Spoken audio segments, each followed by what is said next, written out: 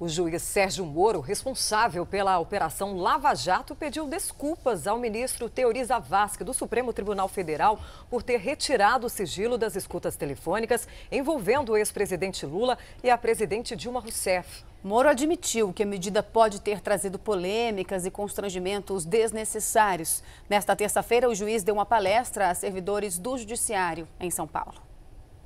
O Brasil de hoje, com a Operação Lava Jato, e a Itália dos anos 90, com a Operação Mãos Limpas. O que esses dois momentos têm em comum? Para o juiz Sérgio Moro, que ouviu com atenção a palestra do colega italiano, as duas investigações tiveram começos banais, mas se revelaram importantes para a sociedade. Jornalistas foram impedidos de gravar a participação de Moro no evento. Sem comentar casos que ainda estão em julgamento, o juiz federal Sérgio Moro utilizou 7 vezes o termo corrupção sistêmica para definir o que acontece hoje em dia no Brasil. Um quadro em que, segundo ele, atos ilegais deixam de ser uma exceção e se tornam regra do jogo. Moro disse ainda que não faz sentido atribuir culpa a juízes e investigadores pelos efeitos de uma investigação. E se disse assustado com o fato de um réu condenado por ele ter recebido dinheiro do esquema da Petrobras enquanto era julgado por outro esquema, o do mensalão. Bom, o surto inesperado de gripe H1N1 no estado de São Paulo lota hospitais e postos de saúde. E o medo de contrair a doença está provocando uma corrida em busca de vacina. Em São Paulo, salas de espera lotadas em hospitais e pronto-atendimentos. Quem não conseguiu lugar para sentar lá dentro teve que improvisar do lado de fora. Aqui está fazendo aquele exame da gripe H1N1, está fazendo muito? Aumentou aí. Esta mulher veio trazer a filha com tosse e febre alta. Você ficou preocupada com isso? Fiquei, né? Aí tem que trazer febre, né? Neste hospital, o alerta da atendente. Muito caso, não? Tá. Epidemia de nenhuma, né? Nossa, e não precisa pôr máscara para ir lá? Nossa Senhora. A capital paulista é uma das mais afetadas pelo surto de H1N1. O medo de contrair a doença faz muita gente correr atrás de vacina. Neste vídeo feito num hospital particular, a notícia de que havia doses à venda provocou uma invasão de interessados. A procura é tanta que nos sites de algumas clínicas está o aviso. O medicamento para imunização acabou e estão à espera de novos lotes. Quem tenta falar pelo telefone só encontra linhas congestionadas. Nós bem que tentamos contato com várias clínicas, mas sequer fomos atendidos. Devido à grande procura de informações sobre o H1N1, informamos que não realizamos o teste rápido e ainda não temos doses da vacina. Obrigada. Nessa clínica em São Paulo, a situação é a mesma. O lote com 1.500 vacinas chegou na segunda-feira. Desde então, a procura só aumenta. Por telefone, não adianta nem tentar informações. A equipe mal consegue atender a demanda na porta. Não tem uma data prevista para o próximo lote? Não. Eles estão para meados agora de abril para chegar mais doses, tá? E assim, a data exata a gente ainda não tem. Em função do grande número de casos, o governo anunciou nesta terça-feira que vai antecipar a distribuição das doses em São Paulo. O início da campanha contra a gripe, que ocorreria só no final de abril, deve começar dia 11. Inicialmente, 3,5 milhões de pessoas serão imunizadas. Profissionais de saúde, crianças, idosos e gestantes serão os primeiros a serem vacinados. Esse médico da rede pública buscou a imunização por conta própria. Com a epidemia da doença, achou arriscado continuar a trabalhar sem a vacinação. Procuramos hoje desde de manhã 2 clínicas de vacinação famosas e não conseguimos porque disseram que já tinha acabado a vacina. E agora, no final da tarde, eu recebi a informação de um colega que essa clínica aqui estava vacinando. Então, vim eu e minha família para cá e vamos ser vacinados. É difícil, né? Está difícil, muito difícil. E o risco é grande, né? Normalmente, o período sazonal para as gripes começa no final de abril, maio, junho. Este ano, curiosamente, a gripe chegou e chegou muito forte na cidade de São Paulo e no Brasil como um todo no mês de março. E aí toda a estrutura, tanto pública quanto privada, não estava nem um pouco preparada para isso, nem tampouco as indústrias que produzem a vacina, porque a vacina não estava disponível. As vacinas do tipo trivalente são mais fáceis de encontrar, mas garantem menor imunidade. O ideal é tomar a quadrivalente, que é mais atual e protege contra os 4 tipos de vírus que têm sido mais comuns esse ano. De um ano para outro, sofre uma mudança frequente nos vírus que circulam com mais frequência. O que acontece é que durante o ano passado, por exemplo, circulou um vírus ou 2 ou 3 vírus mais frequente, e aí a população fica meio que imune para esses 2 ou 3 vírus que circularam no ano passado, aí surgem outros vírus, ou mutante, ou outro tipo de vírus que causa a epidemia no ano seguinte.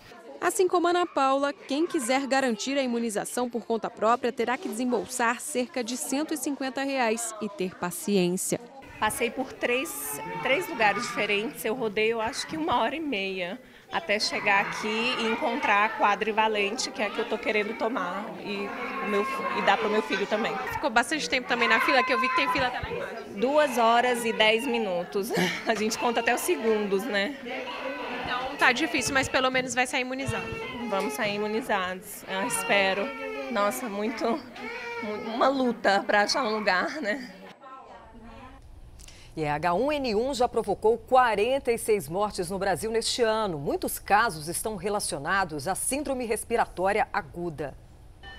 Pelo último levantamento do Ministério da Saúde, do início de janeiro até o dia 19 deste mês, foram registrados em todo o país 305 casos da chamada síndrome respiratória aguda grave, causada pelo vírus H1N1. A síndrome provoca dor no corpo, na garganta e cabeça, além de febre e falta de ar. Ao todo, 46 pessoas morreram por causa da gripe A no país. O estado de São Paulo concentra o maior número de casos, com 260 registros, seguido por Santa Catarina, Bahia e Pernambuco. Das 38 pessoas que morreram em função da doença no estado paulista, 8 foram na capital. Segundo a Secretaria Municipal de Saúde, 7 delas tinham doenças crônicas, como diabetes ou pressão alta. Elas têm uma resistência menor e elas ou têm uma doença que pode piorar com algumas infecções. Isso vale para H1N1, vale para a gripe comum, vale para a própria dengue, vale para uma série de coisas. Então, todas aquelas pessoas que têm uma doença de base, de uma certa gravidade, ou têm uma idade já avançada, elas têm um risco maior de ter complicações. A prevenção depende de ações simples. Para evitar se contaminar por meio de secreções como a saliva, a dica é evitar locais com muitas pessoas, não conversar com muita proximidade, nem cumprimentar com beijo no rosto. E para diminuir a disseminação do vírus, lavar as mãos é a medida de higiene mais eficaz. O Ministério da Saúde ainda não sabe especificar o perfil das vítimas, mas o grupo de risco inclui grávidas, idosos e crianças de até 2 anos. Casos de pessoas jovens preocupam a população. A primeira morte por H1N1 no estado de São Paulo foi de uma mulher de 38 anos. Segundo o infectologista, os pesquisadores ainda não conseguiram chegar a uma conclusão sobre a ação do vírus em pessoas saudáveis. O que se imagina que existe é que é um tipo de reação que o organismo tem, de uma inflamação muito intensa, maior do que o necessário, para debelar aquele processo. E essa inflamação é que seria responsável pela evolução ruim desses pacientes. Uma outra preocupação é que o número de casos registrados diz respeito apenas às pessoas que tiveram um quadro grave, fizeram o exame e foram diagnosticadas com H1N1. No entanto, o mesmo vírus pode causar uma gripe com poucos sintomas. O exame particular custa caro e muitos pacientes acabam se tratando em casa, sem saber se tem ou não a gripe A. Isso significa que não existe um número real sobre infectados com H1N1. O resultado do exame pode demorar pelo menos 3 dias, mas o tratamento tem que ser rápido.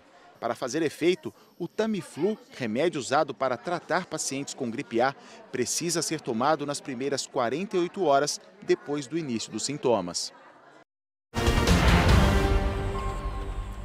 O número de casos de dengue duplicou no Brasil em menos de 20 dias, né, Jéssica Senra? Quantos casos foram registrados, hein? Onde a dengue já é considerada uma epidemia? Bom dia. Muito bom dia, Roberta. Bom dia a todos. A dengue é vista como epidemia em pelo menos 8 estados: Acre, Tocantins, Rio Grande do Norte, Minas Gerais, Espírito Santo, Mato Grosso do Sul, Mato Grosso e Goiás. Segundo o Ministério da Saúde, no final do mês de fevereiro foram identificados mais de 396 mil pacientes com suspeita de dengue. No começo do mesmo mês eram 170 mil, ou seja, o número mais do que dobrou. E esse número é quase 53% maior do que o que foi contabilizado no no mesmo período do ano passado, quando houve um recorde histórico. E nesses cerca de 20 dias, as mortes subiram de 9 para 51. Voltamos à redação do Fala Brasil. Todo mundo precisa se unir para combater essa doença. Obrigada, Jéssica, pelas informações. E a terra está tremendo em Jaraguá do Sul, no interior de Santa Catarina. Desde domingo, a população está assustada. Ao vivo, a Sabine Weiler tem os detalhes. Bom dia, Sabine. O que está acontecendo?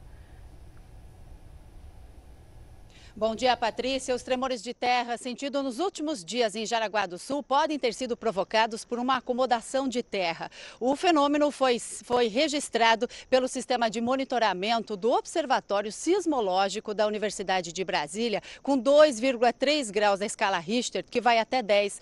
Essa não foi a primeira vez que os moradores de Jaraguá do Sul passaram por este susto. Há 2 anos, tremores com intensidade de 3,5 graus foram sentidos na região. Voltamos à redação do Fala Brasil.